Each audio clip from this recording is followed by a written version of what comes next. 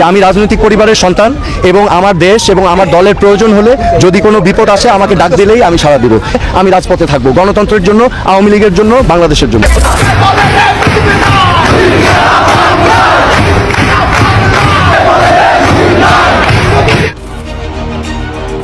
ঢাকা শহরের প্রতিটি মোড়, প্রতিটি গুরুত্বপূর্ণ সড়ক এখন যেন এক ধরনের টানটান উত্তেজনায় মোড়ানো। রাজধানীর নিরাপত্তা ব্যবস্থা হঠাৎ করেই কড়াকড়ি করা হয়েছে। শহরের প্রায়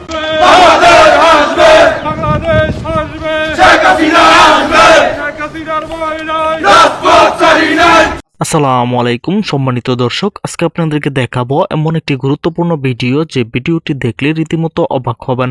চাঞ্চল্যকর অবস্থা সৃষ্টি হয়েছে, নেট দুনিয়ায় তোলপাড়, সামাজিক যোগাযোগ মাধ্যমে ভাইরাল। আসুন কথা না বাড়িয়ে দেখে সম্পূর্ণ ভিডিওটি, তাই 1 সেকেন্ডও না টেনে পুরো ভিডিওটি দেখবেন। চ্যানেলে নতুন হলে সাবস্ক্রাইব করে রাখবেন পরবর্তী আপডেট পাওয়ার জন্য।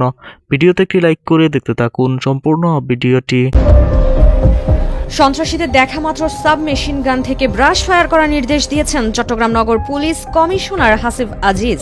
11 নভেম্বর মঙ্গলবার দুপুরে মৌখিকভাবে নিজস্ব বেতার বার্তায় থানা ও টহল পুলিশ সদস্যদের উদ্দেশ্যে এ নির্দেশনা দেন তিনি। বেতার বার্তায় পুলিশ কমিশনার বলেন, শটগান হবে না, চায়না রাইফেলও বাদ, এখন এসএমজি ব্রাশ ফায়ার মুডে থাকবে। বেতার বার্তায় যে কোনো পরিস্থিতি এবং নাশকতা এড়াতে টহল টিমগুলোকে এসএমজি ছাড়াও শটগান, 2টি গ্যাস গান এবং টিম ইনচার্জকে 9mm পিস্তল বহন করতে বলা হয়েছে। এছাড়া স্থায়ী চেকপোস্ট 7টি থেকে বাড়িয়ে 13টি করতে নির্দেশ দিয়েছেন কমিশনার। সব দায় কমিশনার বহন করবেন বলে জানান। জানতে চাইলে বিষয়টি স্বীকার করেন নগর পুলিশ কমিশনার হাসিব আজিজ। তিনি সন্ধ্যায় প্রথম আলোকে বলেন, বাইরে থেকে অস্ত্রধারী সন্ত্রাসীরা এসে নগরবাসীকে গুলি করে চলে যাবে, তা হতে পারে না। এজন্য সন্ত্রাসীদের দেখামাত্র এসএমজি দিয়ে ব্রাশ ফায়ার করার নির্দেশ দিয়েছি। দেখামাত্র ব্রাশ ফায়ার নিরস্ত্র জনসাধারণের জন্য নয়। যার হাতে অস্ত্র নেই তার উপর তো আর এসএমজি ইউজ করব না।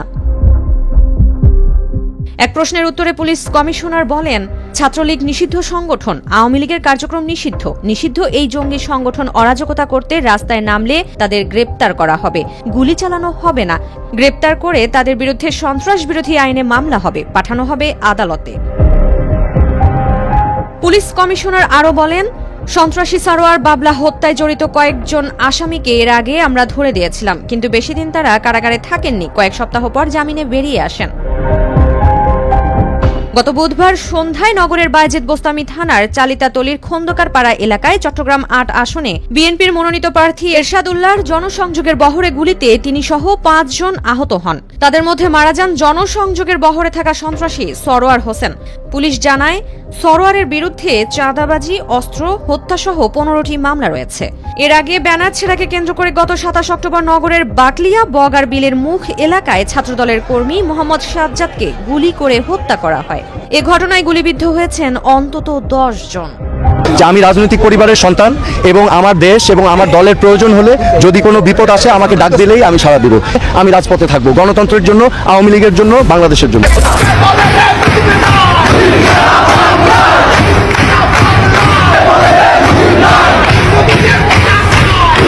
এ যেন ঢাকা অ্যাটাক সিনেমা। শেখ হাসিনার লকডাউন থমকে দিয়েছে সারা বাংলাদেশের রাজনীতিবিদদের কার্যক্রম। নিষিদ্ধ ঘোষিত হওয়ার পরও মাত্র 15 মাসের ব্যবধানে এই দলের সাথে নতুন করে আবারও যোগ দিয়েছে দেশের প্রথম প্রধানমন্ত্রী তাজউদ্দিন আহমেদের ছেলে সোহেল তাজ। ইতিমধ্যে তিনি ঘোষণাও দিয়েছে, আওয়ামী লীগের যে কোনো ডাকে নিজের জীবন উৎসর্গ করার জন্য প্রস্তুত আমি। তবে শুধু সোহেল তাজ নয়, 13ই নভেম্বর উপলক্ষে যুক্ত হয়েছে দেশের সাধারণ খেটে খাওয়া মানুষ। আওয়ামী লীগের ইতিহাসে তৃণমূল পর্যায়ে সাধারণ কর্মীরা সবসময় তারা পদ পদবি ছাড়াই আওয়ামী লীগের পাশে নিঃস্বার্থভাবে দাঁড়িয়েছে, যা আজও প্রমাণিত করলো। 100% সফলতা হবে, কারণ জনগণ তাদেরকে চায়। আওয়ামী লীগের একটা সমর্থক গোষ্ঠী আছে, আওয়ামী লীগকে জয়লাভ করাবে তারাই। যারা পদ পদবিশন চায় না, তারা আওয়ামী লীগের মন থেকে ভালোবাসে। এক শাকের বেটির জন্য হাজারো বাপের বেটি নিরাপদ ছিলাম, এখন আমরা নিরাপদ নাই। আওয়ামী লীগ না, বিএনপি না, ওই জামাত না, এনসিপি না, কেউ না। যে দেশ ভালো রাখতে পারবে তাকেই আমাদের দরকার। বঙ্গবন্ধু বলছে, আমি যদি নাও থাকতে পারি তোমাকে দেয়ার যা আছে রেলে রেডি থাক।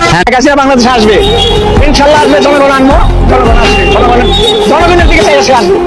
ওকে না থাকলে আমরা বুঝি না, আমরা যেমন এমন দিতে। আগের সরকার আমার অনেক ভালো ছিল, অনেক ভালো ছিল আগের সরকার। যুবতী মাইয়া ধরে রাখতে পারি না, মা বইনে গর্ভবতী মায়েদের 40,000 টাকা দিচ্ছে, প্রতিবন্ধী ভাতা দিছে, প্রতিবন্ধী স্কুল করে দিছে। তবে এদিকে ঢাকা বাদেও দেশের বিভিন্ন প্রান্তে ইউনুস হাটাও দেশ বাঁচাও এমন স্লোগান ও ব্যানারে যুক্ত হয়েছে হাজার হাজার নেতাকর্মী। মশাল হাতে নিষিদ্ধ ঘোষিত হয়েও এমন দুঃসাহসের নাম আওয়ামী লীগ, ছাত্রলীগ। দেশ গঠনে নতুন ভূমিকায় এ যেন এক নতুন ইতিহাস।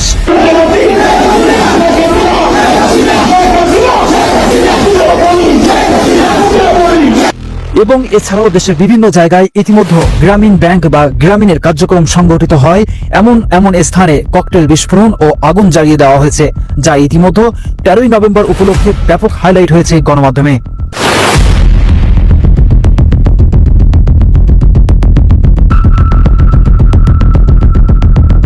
তবে বসে নেই ইউনুস সরকার।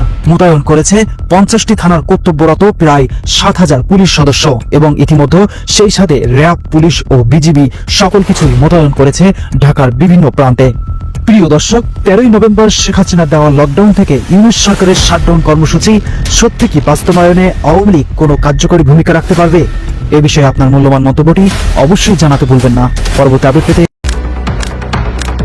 13 নভেম্বর কি ঘটতে যাচ্ছে এই প্রশ্ন এখন গোটা দেশ জুড়ে তোলপাড়।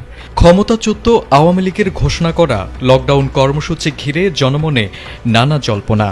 অনেকে ভাবছে এই কর্মসূচির মধ্য দিয়েই কি দলটি আবারও ফিরে আসার ইঙ্গিত দিচ্ছে, নাকি এটি কেবল রাজনৈতিক শক্তি পরিমাপের একটি পরীক্ষা।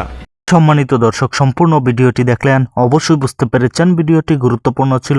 দর্শক, এই ভিডিওতে যে তথ্যগুলো আপনারা পেয়েছেন এ বিষয়ে আপনাদের কি মতামত তা অবশ্যই কমেন্টে জানাবেন এবং পরবর্তী আপডেট ভিডিওগুলো সবার আগে পেতে চ্যানেলটিকে এখনই সাবস্ক্রাইব করে রাখুন। এই মুহূর্তে বিদায় নিচ্ছি, দেখা হবে পরবর্তী কোনো ভিডিওতে। সে পর্যন্ত ভালো থাকুন, সুস্থ থাকুন। আসসালামু আলাইকুম।